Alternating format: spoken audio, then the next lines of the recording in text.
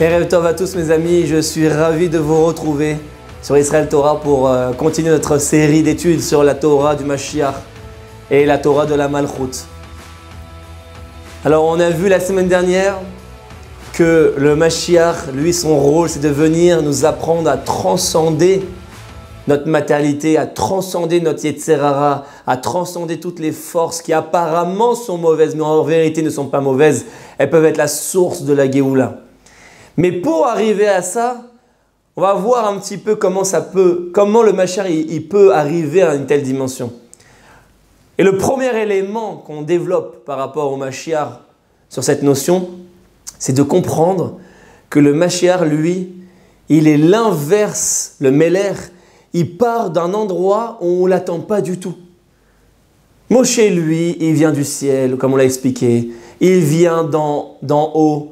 Il est complètement pur, complètement saint. Dès qu'il descend, la Shrina sort de son berceau. C'est un tzaddik gamour, c'est un tzaddik parfait. Alors que quand on regarde le Mashiach et David, on voit que c'est tout le contraire. Quelle est la lignée de David? David, je vais peut-être vous choquer, mais il vient au tout départ, si on remonte au plus haut, entre un inceste entre un père et ses filles, Lot et ses filles, la fameuse histoire quand il sort de Sodome et Gomorrhe et que ses filles pensent que c'est la fin du monde, elles vont aller avec leur père Lot et de là va naître Moab. Moab qui va être donc l'ancêtre du Mashiach, directement, puisque Moab va sortir Ruth qui est la princesse moabite, qui est l'arrière-grand-mère du roi David. Donc le roi David, il descend d'une lignée qui apparemment est de Touma, complètement, l'inceste, la prostitution aussi entre Yehuda et Tamar. Alors évidemment, Tamar n'est pas une vraie prostituée, mais Yehuda a la kavana d'aller là-bas. Donc il n'a pas forcément une bonne kavana à ce moment-là. Donc on voit que finalement toute la lignée messianique est l'inverse. On aurait pu s'attendre que la lignée messianique elle descend de la Gdusha, descend de Yosef, elle descend de Moshe, elle descend des grands tzadikim. Non, elle descend de Lot, de Yehuda qui va avec Tamar, elle descend de Moab, qui Moab, je vous rappelle, était un ennemi d'Israël, une nation ennemie, une nation débauchée. La fameuse histoire à Shittim où Bilam va prendre les filles de Moab pour débaucher le peuple juif. Et il y a 24 000, la tribu de Shimon qui va tomber là-bas. Moab, c'est la source de la débauche, à tel point que c'est un des deux seuls peuples avec Ammon qu'on a interdit la conversion. Imaginez, ils étaient tellement dans une touma tellement grande qu'on ne pouvait même pas accepter de conversion et qu'il y a même eu une marloquette sur la conversion de Ruth. Est-ce qu'elle est valable ou pas valable? Il y avait même des grands tzadikim qui ne reconnaissaient pas la judaïcité de David à cause de ça. Ils disaient, mais attends, mais Ruth, on a interdit la conversion de Moab. Et pourtant, c'est une convertie de Moab. En vérité, l'erreur, elle était que la halakha, elle dit que c'est que les hommes qu'on interdit la conversion et pas les femmes. Et donc, la route était bien valable. Mais on voit que finalement, toute la lignée messianique est très problématique. Pourquoi? Pourquoi ça doit venir de là? Une des réponses, il y en a des centaines de réponses, c'est un sujet ultra complexe, ultra profond.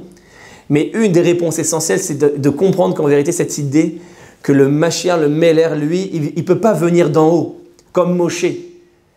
Pourquoi? Parce que si tu viens d'en haut, tu descends, tu es d'une nature complètement différente de ce monde.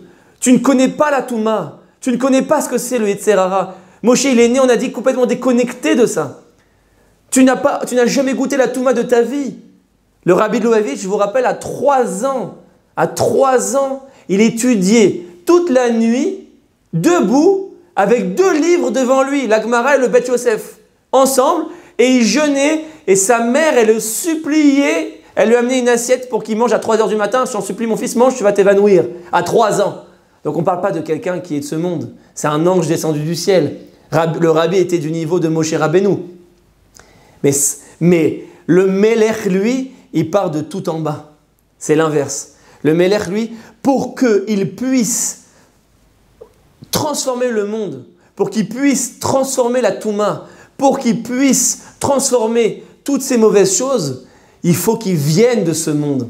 Et c'est pour ça que le Mashiach, le Zohar, il dit que le Mashiach, il dit une phrase choc, il dit que le Mashiach, il va faire Teshuvah aux tzadikim. Une phrase incompréhensible, comment on peut comprendre ça? Le Mashiach va faire Teshuvah aux tzadikim. Parce que le Mashiach, c'est le modèle de la Teshuvah. Le Mashiach, lui, il part de tout en bas. Le Mashiach, lui, on pourra s'identifier à lui. On pourra s'identifier à lui parce qu'il sera parti du même endroit que nous. Arrête, pourquoi Moshe, ça n'a pas marché finalement? Dans le désert, on se plaignait. On ne s'identifiait pas à Moshe, il était trop profond pour nous. Il était trop élevé, il venait de tout en haut. Nous, on était tout en bas. Le peuple, il était en Égypte. Il pensait qu'à manger, à boire. On avait des besoins matériels. Moshe était trop déconnecté de nous. Quand il parlait, on ne comprenait pas.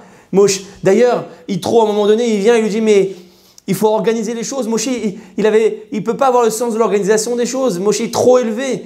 Il vient et lui dit, mais il faut nommer des juges, comme ci, comme ça, des juges de 1000, des juges de 100. Mais Yitro, il avait plus le sens de l'organisation, puisque lui, il venait de la Touma, Yitro. Il a fait Teshuvah, c'était un Kohen idolâtre, c'était un prêtre idolâtre. Et donc on voit que Moshe était trop haut, on ne pouvait pas s'identifier à lui. C'est pour ça que ça n'a pas marché à un moment donné. Et que le Mashiach, c'est l'inverse. C'est le modèle de la Teshuvah, le Mashiach. C'est-à-dire qu'il va partir de tout en bas, et donc tout le monde, quand il va le voir, il va parler leur langage. Ils vont s'identifier à lui, ils vont dire « Ah, il parle comme nous, des fois, le tzaddik, on ne comprend pas comment il parle, il est trop déconnecté, on ne comprend pas, il est trop haut pour nous. » Le Mashiach, lui, il part de cette Touma. C'est pour ça qu'il vient de Moab, c'est pour ça qu'il vient de toute cette Touma.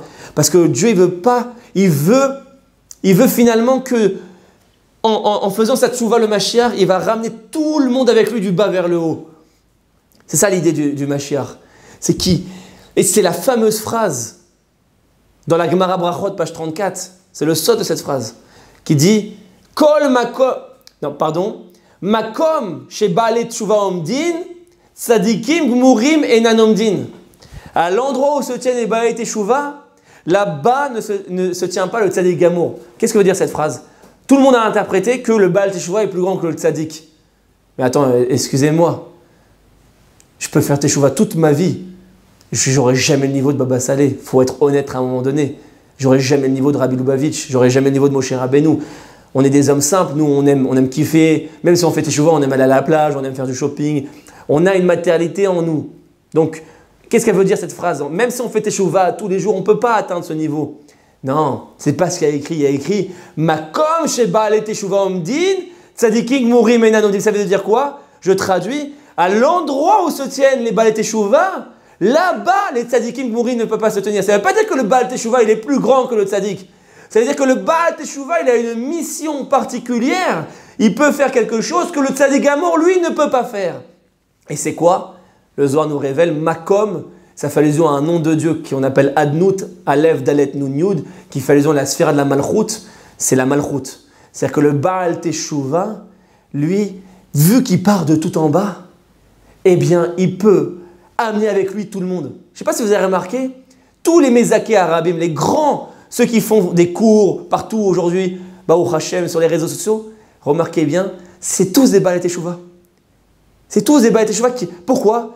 Parce que le Baal Teshuvah, vu qu'il vient d'en bas, il a cette capacité de se connecter, de faire le pont. Le tzadik gamour, lui, il est trop haut. Il ne peut pas descendre, parler. Vous voyez, Rav Kanevski, il est tellement dans des sphères spirituelles toute la journée. Il est comme ça dans son siège. Il ne peut pas sortir et parler aux gens et aller convaincre à Tel Aviv, tout le monde, revenir à la Torah. Ce n'est pas son rôle. Alors que le Baal Teshuvah, lui, il était là-bas. Il était en boîte de nuit. Il a connu tout ça. Donc, il va pouvoir aller là-bas et parler et faire le pont. Et ça, c'est un sot de Mashiach. Je pense que de là, on peut apprendre que le Mashiach lui-même sera un Baal Teshuvah et pas un tzadik gamour de naissance. Pourquoi? C'est obligé. Pourquoi? Parce que pour changer le monde et savoir parler aux gens, il faut avoir vécu la même chose que les gens. Il faut partir de tout en bas. Et c'est pour ça que sa lignée, elle vient apparemment de choses qui sont impures.